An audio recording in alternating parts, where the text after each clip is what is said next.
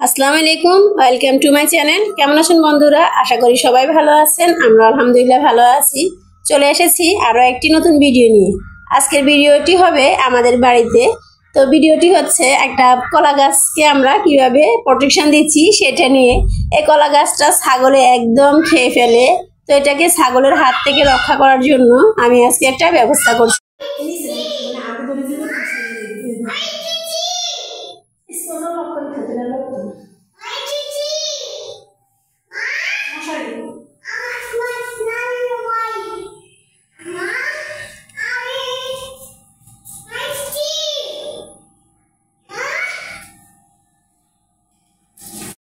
আমার এই ছোট্ট সোনা পাখিটা সারাক্ষণই আমার চারপাশে ঘুরঘুর করে আর সারাক্ষণই সবকিছু নিয়ে এরকম প্রশ্ন করতে থাকে, এটা কি ওইটা কি, আর সব যে পর্যন্ত না বলবো সে পর্যন্ত প্রশ্ন করতে থাকবে। আর যখন বলবো যে এটা এই জিনিস, তখন ওইটা নিয়ে বারে বারে বলবে এটা এই জিনিস। তো ওর জন্য আমি দেখা যায় ভিডিও করতে পারি না, ভিডিওতে ভয়েস দিতে পারি না, সবসময় আমার চারপাশে ঘুরঘুর করছে। আসলে ওর এই সময়টা কিন্তু আমি খুব এনজয় করছি, আমার খুবই ভালো লাগে। আসলে ছোট বাচ্চা বলতে আসলে খুবই মায়াবী, আসলে ওদেরকে আমি খুবই ভালোবাসি। ছোট বাচ্চাদের আমার খুবই ভালো লাগে বাচ্চাদের। আর বিশেষ করে এখন যে এই সময়টাতে ওরা যখন আদু আদু ভাষায় সব কথা বলতে চায়, সব কিছু করে, এগুলা কিন্তু খুবই আদরের একটা বিষয়, খুবই ভালো লাগার একটা বিষয়। তো এই যে দেখতে পাচ্ছেন আমি হচ্ছে এখানে একটা মশারি, পুরান মশারি ছিল, তো মশারিটা দিয়ে হচ্ছে এই কলা গাছটাকে ঘেরাও দিব। কারণ মাফু খেলার কিছু ছাগল আছে, অনেকগুলো ছাগল আছে। তো দেখা যায় বাড়িতে তেমন মানুষজন থাকে না, সবসময় তো আর সবাই তাকিয়ে থাকে না। তো দেখা যায় ছাগলগুলো এসে একদম আপনার কলা গাছটা একদম ছোট থেকে এত বড় হয়েছে, এই পর্যন্ত খেতে খেতে খেতে খেতে অতটুকু আছে। গাছের সবগুলো পাতা খেয়ে ফেলে এবং একটু পরে যখন আবার নতুন করে পাতা গজায় সেগুলো খেয়ে ফেলে। তো চিন্তা করলাম যে একটু ঘেরাও দেওয়ার চেষ্টা করি। তো কিছু এখান থেকে দুটো আমি হচ্ছে ঢাল নিয়ে এসেছি। আর এখানে যেহেতু গাছ আছে, তো গাছের সাথে এই ডাল দিয়ে তারপরে হচ্ছে এই মশারিটা দিয়ে আমি এখন ঘেরাও দিয়ে দিব। কারণ কবে আবার নেট আনা হবে, নেট দিয়ে তারপর ঘেরাও দিব, তার থেকে হাতের কাছে যা আছে তা দিয়ে কিন্তু কাজটা সেরে ফেলা যায়। তা না হলে কিন্তু একদম ওই ছাগলের এই ঝাঁক কিন্তু একদম রাখবে না। বাড়িতে আরও কিন্তু অনেক আম গাছ বা যে গাছই হোক না কেন, কোনো গাছই রাখে না। দেখা যায় খালা সারাক্ষণই আপনার হচ্ছে এই ছাগলগুলো ছেড়ে রেখে দেয়।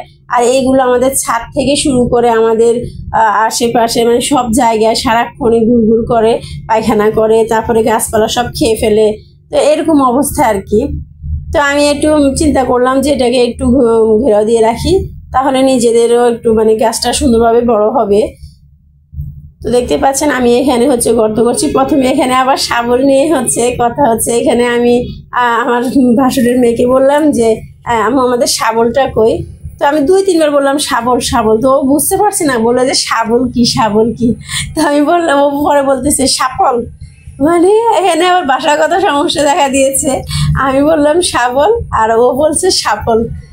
আসলে এক এক দেশের এক এক ভাষা। আমার ভাষা এখনো ওরা দেখা যায় যে হাসাহাসি করে আমার ভাষা নিয়ে, আমার সাথে ওদের সাথে এখনো অ্যাডজাস্ট হয় না। তো দেখা যায় ওরা যে এটাকে যেটা বলে আমি তার বিপরীত বলে থাকি।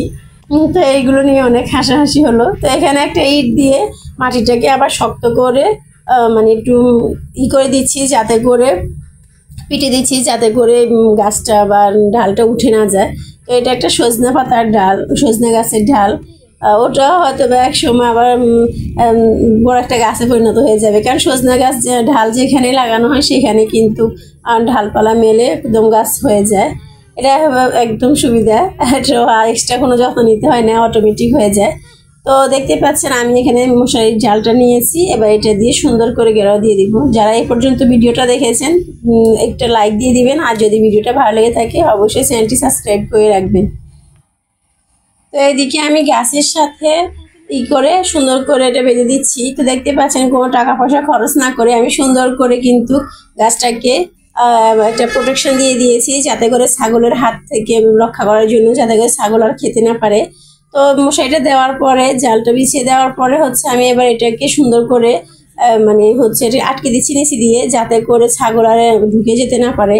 কারণ ছাগলটা কিন্তু খুবই খারাপ একটা জিনিস, ওগুলো একদম সব কিছু একদম করে খেয়ে ফেলে ঢুকে।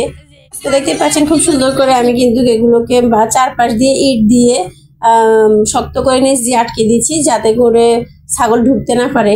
তো দেখতে পাচ্ছেন আমার গাছটা কিন্তু ঘেরা দেওয়া শেষ। এবার দেখা যাবে কতটুকু টিকে। তো এই ছাগলগুলো, এই যে বাচ্চাগুলো, ছাগলটা মনে হয় এখনো পিছিয়ে